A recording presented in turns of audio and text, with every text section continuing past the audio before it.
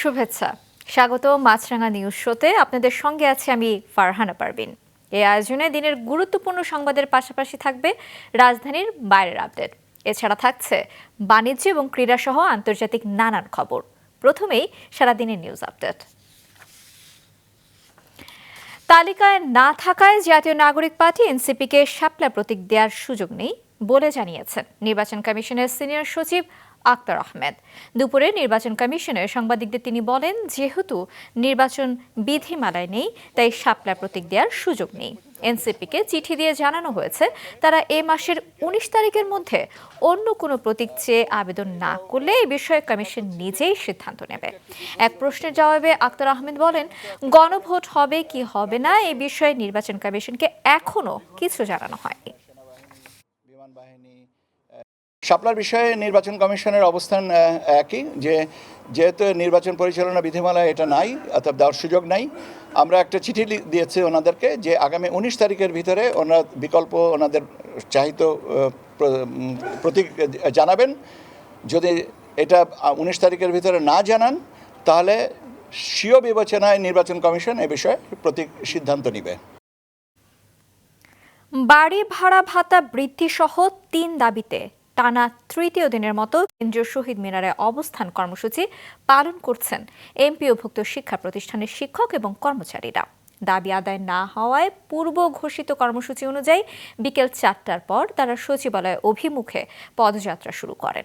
কিছু দূর এগোনোর পর পুলিশ বাধা দিলে তারা শিক্ষা ভবনের পাশে বসে পড়ে। এখনও সেখানেই অবস্থান করছেন তারা। দেশের বিভিন্ন জেলা থেকে শিক্ষকরা ঢাকায় এসে আজ আন্দোলনে যোগ দিয়েছেন। শিক্ষকরা বলছেন তাদের দাবিগুলো যৌক্তিক এবং এসব পূরণ না হওয়া পর্যন্ত আন্দোলন চলবে। একই দাবিতে আজও সারা দেশের শ্রেণী কার্যক্রম থেকে বিরত রয়েছেন এমপিওভুক্ত শিক্ষা প্রতিষ্ঠানের শিক্ষকরা। রাজধানীর মিরপুরের রূপনগরে পোশাক কারখানা এবং রাসায়নিক গোডাউনে আগুনের ঘটনায় এ পর্যন্ত ৯ জনের মরদেহ উদ্ধার করা হয়েছে। দগ্ধ হয়েছে বেশ কয়েকজন। আগুন নিয়ন্ত্রণে কাজ করছে ফায়ার সার্ভিসের ১২টি ইউনিট। ফায়ার সার্ভিস কর্তৃপক্ষ জানায়, দুপুর ১:১২টার দিকে পোশাক কারখানা এবং কসমিক ফার্মা নামের ওই রাসায়নিকের গোডাউনে আগুন লাগে। পোশাক কারখানাটি ৭ তলা বিশিষ্ট। রাসায়নিকের গুদামে ব্লিচিং পাউডার, প্লাস্টিক, হাইড্রোজেন পার অক্সাইড ছিল। ফায়ার সার্ভিসের মিডিয়া সেলের কর্মকর্তা তালহা বিন জসিম বলেন, পরবর্তী আইনগত প্রক্রিয়ার জন্য নিহত ৯ জনের মরদেহ পুলিশের কাছে হস্তান্তর করা হবে। তবে এই ঘটনায় হতাহতের সংখ্যা আরও বাড়তে পারে বলে আশঙ্কা জানান তিনি।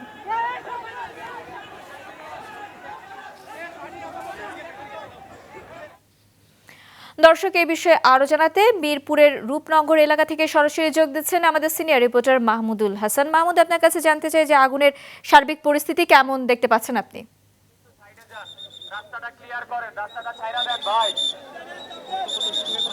ফারহানা, আমরা যখন এখানে এসে আমরা বিশেষ করে যারা স্বজনেরা আছেন এই পোশাক কারখানায় যারা চাকরি করতেন, আরএন নামক এই পোশাক কারখানা, সেই কারখানায় প্রায় ২ থেকে ৩০০ জনের কথা বলছেন স্থানীয়রা। মালিকের সঙ্গে যোগাযোগ করার চেষ্টা করেছি, কিন্তু তাদের সঙ্গে কারোর সঙ্গে এখন পর্যন্ত আমরা যোগাযোগ করতে পারিনি। স্থানীয়রা বলছেন এখানে প্রথমেই যে গোডাউনটা রয়েছে, কেমিক্যালের গোডাউন রয়েছে, সেই গোডাউন থেকে বিস্ফোরণটি হয়। সেই বিস্ফোরণ থেকেই মূলত গার্মেন্টস, আরএন গার্মেন্টসের ২য় তলায় প্রথম আগুনটি গিয়ে পড়ে। সেই আগুন থেকে আসলে আগুনের সূত্রপাত হয় গার্মেন্টসে। সেই গার্মেন্টসে এখন পর্যন্ত ৯ জনের মৃতের কথা বলছে ফায়ার সার্ভিস, কিন্তু স্বজনেরা আমরা প্রায় ১৫ থেকে ২০ জনের সঙ্গে আমরা কথা বলেছি। তারা বলছেন যে তাদের স্বজনকে এখনও তারা যোগাযোগ করতে পারেননি।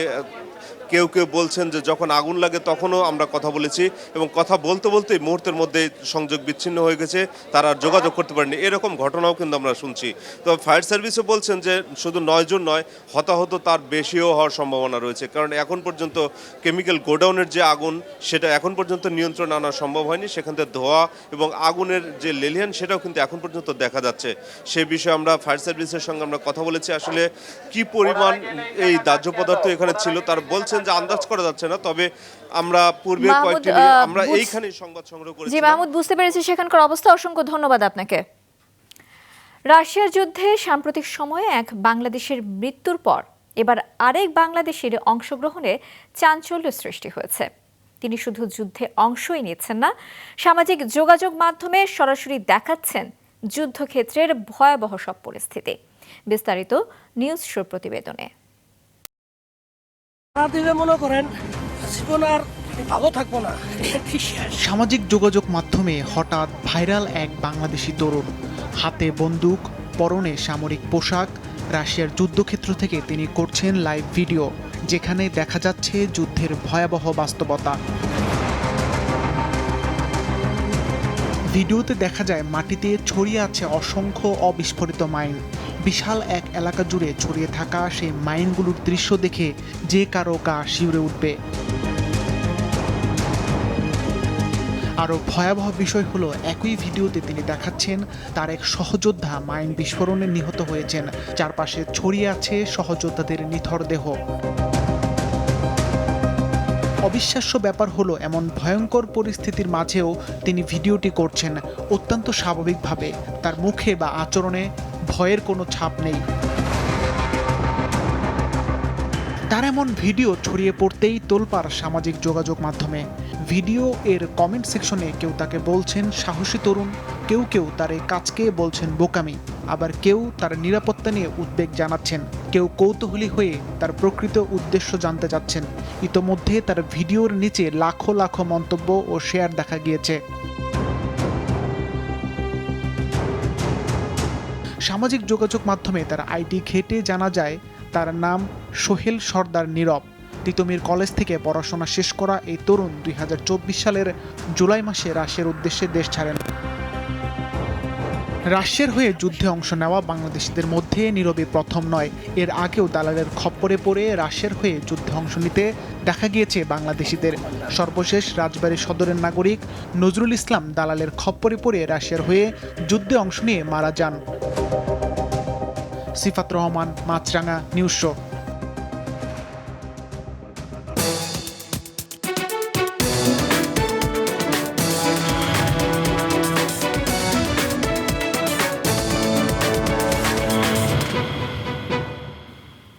সরকার ভোজ্য তেলের দাম বাড়ায়নি বলে জানিয়েছেন বাণিজ্য উপদেষ্টা শেখ বশিরউদ্দিন। সকালে রাজধানীর পূর্বাঞ্চলে এক অনুষ্ঠানে সাংবাদিকদের এক প্রশ্নের জবাবে তিনি কথা জানান। উপদেষ্টা বলেন, মন্ত্রণালয়ের অনুমোদন ছাড়া দাম বাড়ানোর এখতিয়ার ব্যবসায়ীদের নেই। যদি দামের কোনো তারতম্য ঘটে তবে সরকার প্রয়োজনীয় ব্যবস্থা নেবে। গতকাল তেলের দাম বাড়ানোর ঘোষণা দেয় Bangladesh Vegetable Oil Refiners and Vanaspati Manufacturers Association. সংগঠনটি জানায়, বাণিজ্য মন্ত্রণালয়ের সঙ্গে আলোচনা করে আন্তর্জাতিক বাজারের সঙ্গে সামঞ্জস্য রেখে বোতলজাত সয়াবিন তেল প্রতি লিটারে 6 টাকা বাড়িয়ে 195 টাকা নির্ধারণ করা হয়েছে।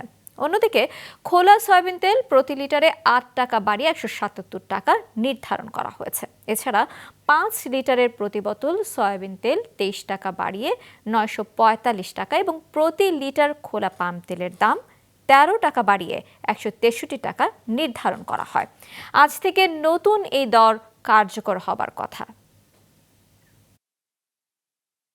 তেল কোম্পানির মালিকানাধীন কিছু কিছু মিডিয়া এরকম কিছু নিউজ তৈরি করছে বলে আমার দৃষ্টিগোচর হয়েছে। আমি তাদেরকে স্বনির্বন্ধ অনুরোধ করব এই ধরনের সংবেদনশীলতা তৈরি না করার জন্য। তেলের দাম বৃদ্ধি হবে কি হবে না, এটা পুরো বিশ্লেষণ বাণিজ্য মন্ত্রণালয় করে বাস্তবমুখী সিদ্ধান্ত নেবে। এখনো পর্যন্ত এই ধরনের কোনো সিদ্ধান্ত নেওয়া হয়নি। বাংলাদেশের হালাল সার্টিফিকেট গ্রহণ করে না বিশ্বের বিভিন্ন দেশ। ফলে পণ্য রপ্তানিতে প্রতিবারই মান যাচাই পরীক্ষার সম্মুখীন হতে হয় ব্যবসায়ীদের। এমন অবস্থা বিএসটিআই ল্যাবগুলোর মান উন্নয়নের তাগিদ দিয়েছেন উৎপাদকরা। মঙ্গলবার রাজধানীতে বিশ্ব মান দিবসে উপলক্ষে আয়োজিত সেমিনারে এসব বিষয় উঠে আসে। বিস্কুট, চানাচুর, চিপস থেকে শুরু করে জুস, জ্যাম, জেলির মতো খাদ্যপণ্য পরিচিত প্রক্রিয়াজাত কৃষিপণ্য হিসাবে, যা এখন রপ্তানি হচ্ছে বিশ্বের 135টির বেশি দেশে। এই রপ্তানির ক্ষেত্রে হালাল সার্টিফিকেট নিতে হয় Bangladesh standard and testing institution BSTI থেকে। তবে এই সার্টিফিকেট গ্রহণ করে না বিশ্বের অনেক দেশ। ফলে খাদ্য রপ্তানিতে পড়তে হয় বিড়ম্বনায়। একাধিকবার যেতে হয় পরীক্ষা নিরীক্ষার মধ্য দিয়ে। আমাদের দেশের হালাল সার্টিফিকেট কিন্তু মুসলমান দেশটা মানে না। মালয়েশিয়া বলতেছে তারা হচ্ছে কাস্টোডিয়ান অফ হালাল। আমরা বলছি ভাই, আমরা কিন্তু বাংলাদেশও কিন্তু হালাল যুদ্ধে কিন্তু আমরা এগিয়ে আছি এবং আমরা উত্তরোত্তর এই হালাল সার্টিফিকেট যদি আপনারা আমাদেরকে প্রদান করতে পারেন, আমরা কিন্তু উত্তরোত্তর আগে এগিয়ে যেতে পারবো। মান দিবসের আলোচনায় জানানো হয় বিশ্বে হালাল পণ্যের বাজার এখন $3.3 ট্রিলিয়ন।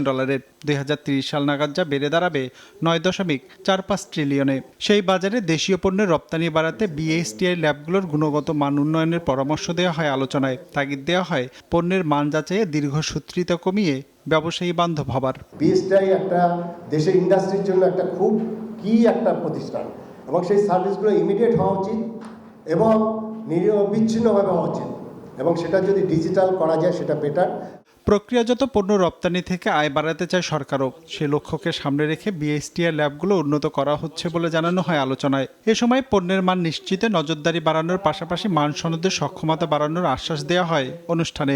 আমরা বিশ্বমান যদি করতে পারি, সেক্ষেত্রে আমাদের কোনো দেশে আর এই আমাদের পণ্য নিয়ে আর সমস্যা তৈরি হবে না। এই জন্য আমরা চাই আপনারা আমাদের দেশের যে উদ্যোক্তারা আছেন, বিভিন্ন পর্যায়ের কোম্পানি আছেন, তারা মানসম্মত আরও ভালো পণ্য তৈরি করবেন, বিদেশে রপ্তানি করবেন। সেক্ষেত্রে আমাদের সহযোগিতার কোনো কমতি থাকবে না। প্রতিষ্ঠানের দক্ষতা, পণ্যের গুণগত মান, গ্রাহক সন্তুষ্টি এবং কর্মক্ষেত্রে নিরাপত্তা নিশ্চিত করায় 12 প্রতিষ্ঠানকে আইএসও সনদ দেওয়া হয় বিএসটিআই এর পক্ষ থেকে অনুষ্ঠানে। রঞ্জিবুল মিজান, মাছরাঙ্গা, নিউজ শো।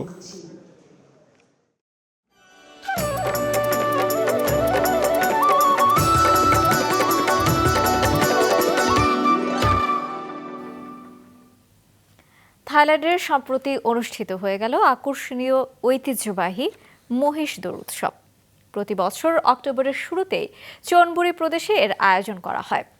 কৃষিকাজের নিরলস শ্রম দেয়া এই মহিষদের প্রতি শ্রদ্ধা জানাতেই এই আয়োজন। ভোরের আলোয় ভেজা মাঠ, কাদামাখা পথের দুধারে মানুষের উল্লাস, আর সামনে ছুটে চলেছে বিশাল এক মহিষ, যার পিঠে জয়গান গাওয়া এক কিশোর যোদ্ধা। এ দৃশ্য কোনো সিনেমার নয়, বরং থাইল্যান্ডের পূর্ব চেনবুরি প্রদেশের 1 শতাব্দী পুরনো মহিষ দৌড় উৎসবের। প্রতি বছর অক্টোবরের শুরুতে চেনবুরির আকাশে বাজে উৎসবের ঢাক। ব্যাংকক থেকে 120 কিলোমিটার দূরের এই প্রদেশে হাজার হাজার মানুষ জড়ো হন এই উৎসবে অংশ নিতে। গল্পের শুরুটা ছিল খুব সাদামাটা। কৃষিকাজে নিরলস পরিশ্রম দেয়া এই মহিষদের প্রতি শ্রদ্ধা জানাতে একসময় শুরু হয়েছিল এই দৌড়। তবে আজ তা এক উত্তাল উৎসবে রূপ নিয়েছে। আর এই দৌড় শুধু গতি নয়, যেন এক প্রাণের প্রকাশ। মাঠের দুধারে বাচ্চা থেকে বয়োবৃদ্ধ হাততালি দিয়ে ওঠেন। কেউ কেউ আবার প্রার্থনাও করেন যেন তাদের পছন্দের মহিষটি জেতে। পানি ছিটিয়ে মহিষদের মাথা ঠান্ডা রাখা হয়। কেউ আদর করে কানে কানে ফিসফিস করে বলেন, তুমিই পারবে জিততে। তবে সব মহিষ যে সংবেদনশীল তা নয়। কেউ দাঁড়াতে চায় না লাইন বরাবর, কেউ আবার দৌড় শুরু করে পথ ছেড়ে দেওয়ার আগেই। আর যারা ছুটে চলে, তাদের পিঠে থাকা কিশোর যোদ্ধারা নিজেদের প্রাণ হাতে নিয়ে ঝাঁপিয়ে পড়ে গন্তব্যের দিকে। পড়ে যাওয়া, চোট পাওয়া, এসব এই খেলার নিয়মিত ঘটনা। এই দৃশ্য থাইল্যান্ডের মধ্যে সীমাবদ্ধ নয়।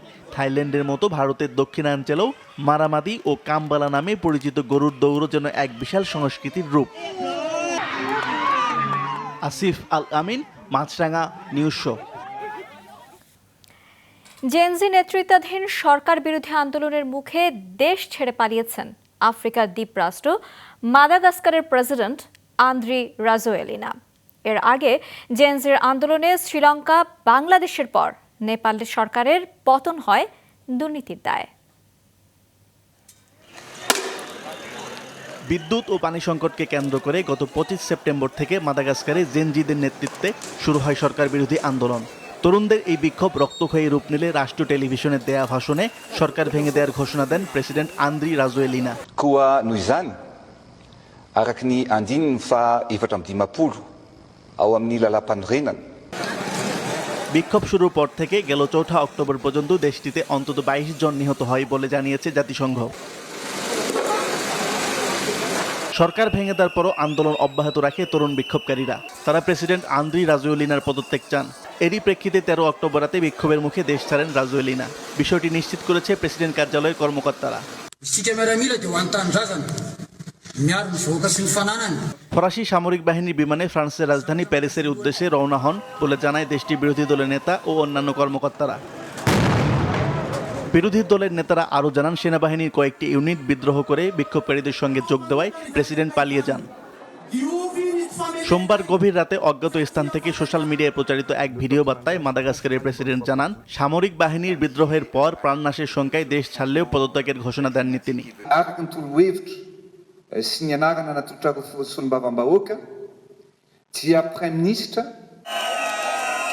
আসিফ আল আমিন, মাছরাঙা নিউজ শো।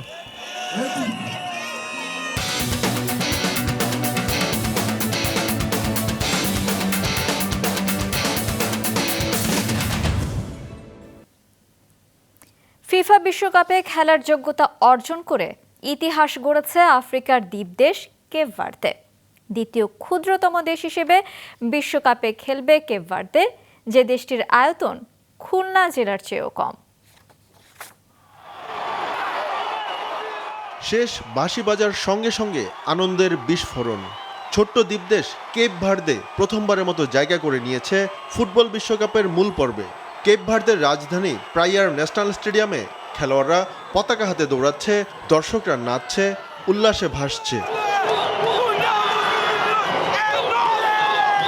একসময় সোয়াজিল্যান্ড নামে পরিচিত এসওয়াতিনিকে ৩-০ গোলে হারিয়ে কেপ ভার্দে নিশ্চিত করেছে বিশ্বকাপের টিকিট।